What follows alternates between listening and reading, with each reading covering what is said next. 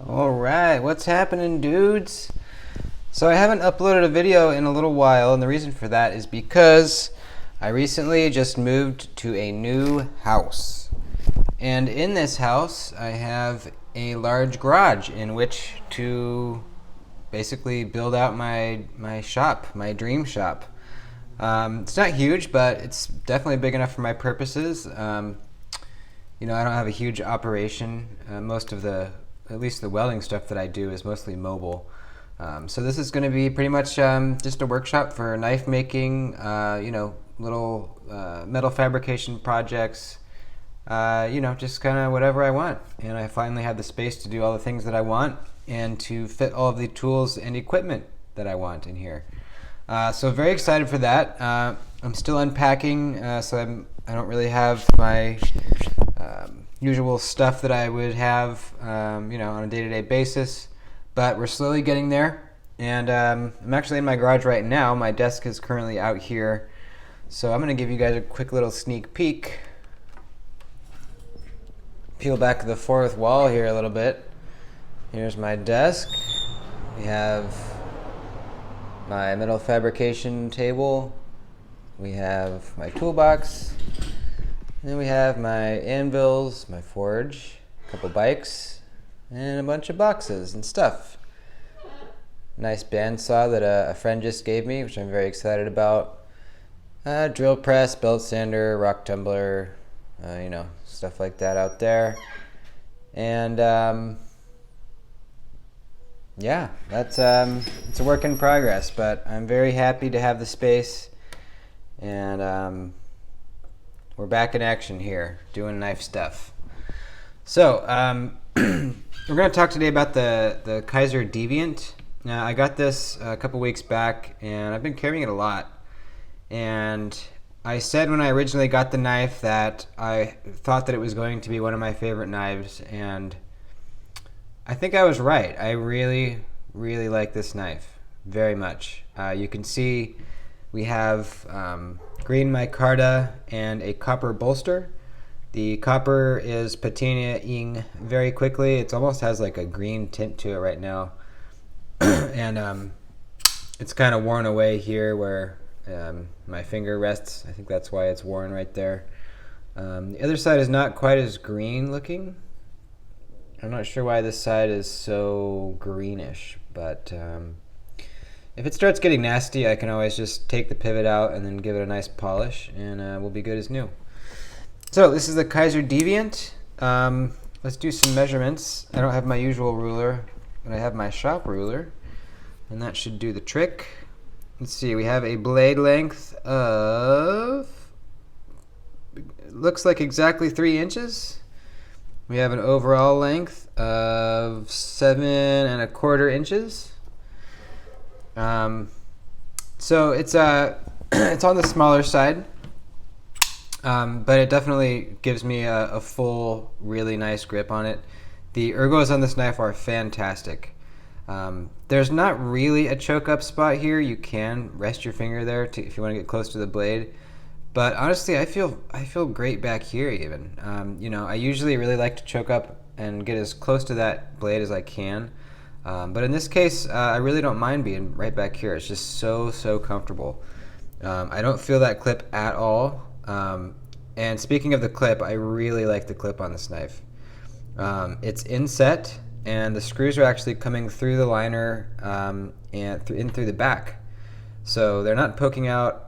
Well, they're poking out very slightly, the ends of the screws, but you can barely see them. And they don't hang up on the pocket at all. This thing goes in and out so easily, even on my thicker Carhartt pants. This thing goes in and out of the pocket like a dream. So we have a really nice sheep's foot blade here. Really enjoying this blade shape for EDC. It's perfect for me. I still have a pronounced enough tip to do any types of like piercing, or any types of tasks where I'd want a nice sharp point.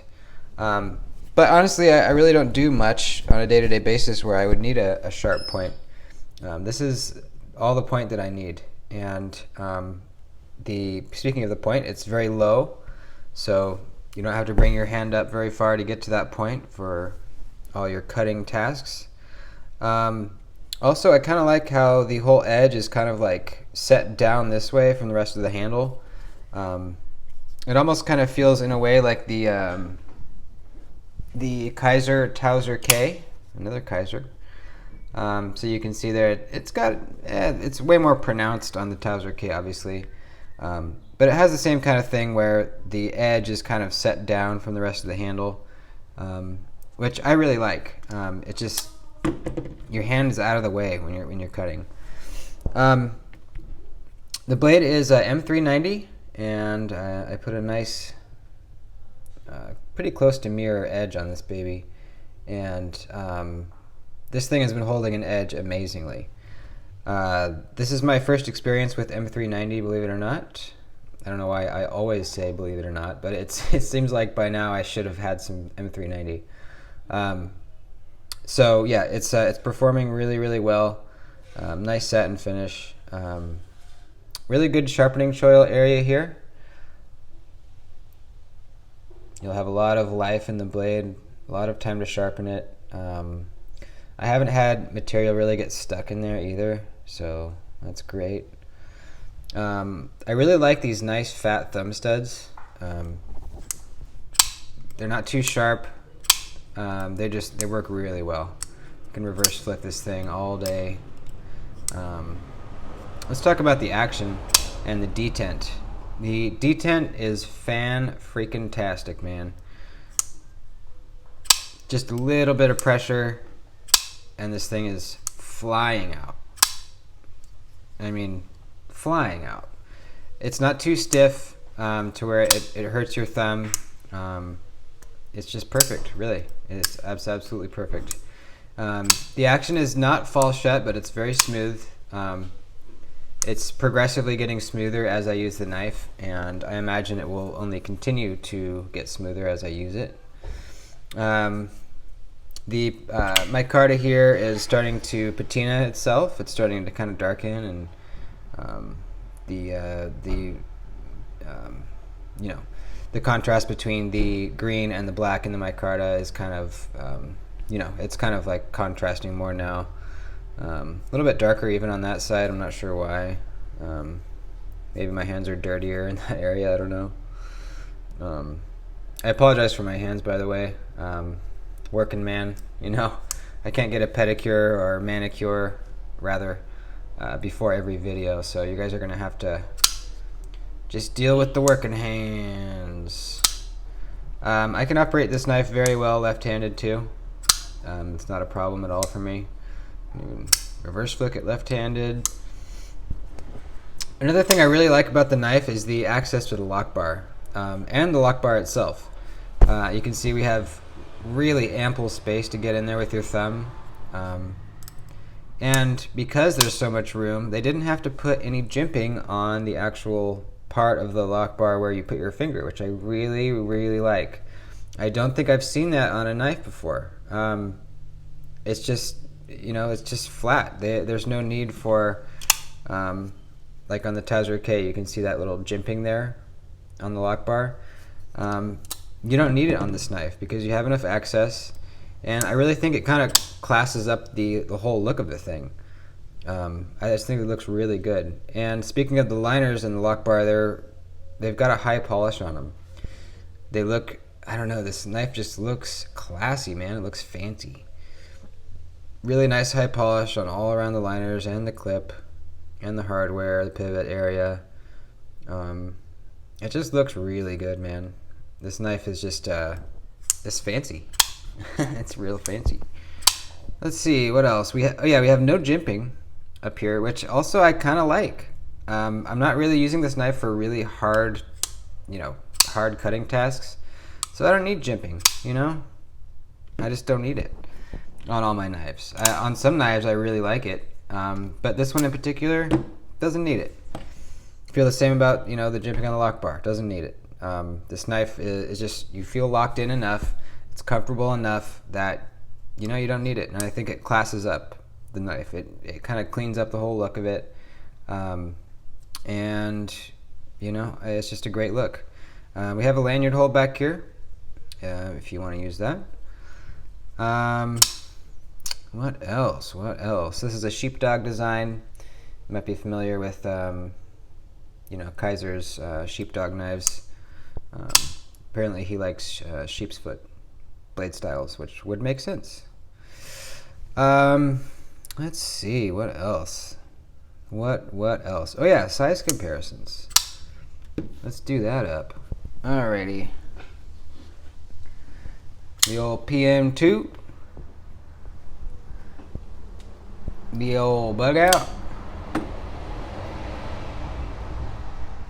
I apologize for the street noises. Like I said, I'm in the garage and I left the door open so I would have some nice natural light.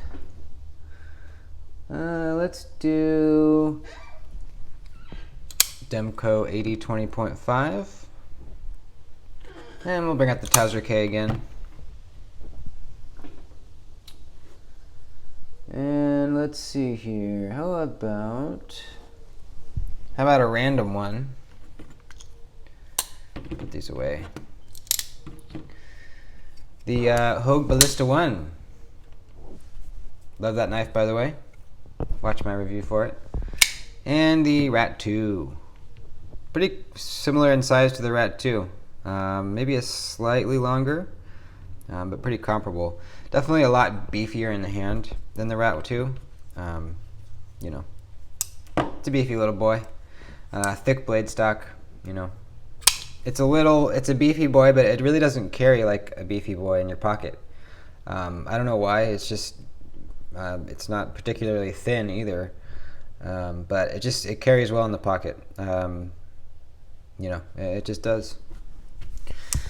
All right, well, that's a nice little quick review for you of the Kizer Deviant. I'm getting settled in the house, and I'm going to have more content coming up soon. I have a really good idea for a video that I haven't seen anyone do, at least not particularly in the way that I'm doing it. So stay tuned for that. I'm really excited about it. I'll give you a little hint. I have about 8 items that I'm waiting for from Amazon that are going to be in the video. So stay tuned for that. It's going to be great. And thanks for watching. Thanks for sticking with me in my my little lapse of videos there. You guys are the greatest, and I'll see you in the next video. Thank you. Adios.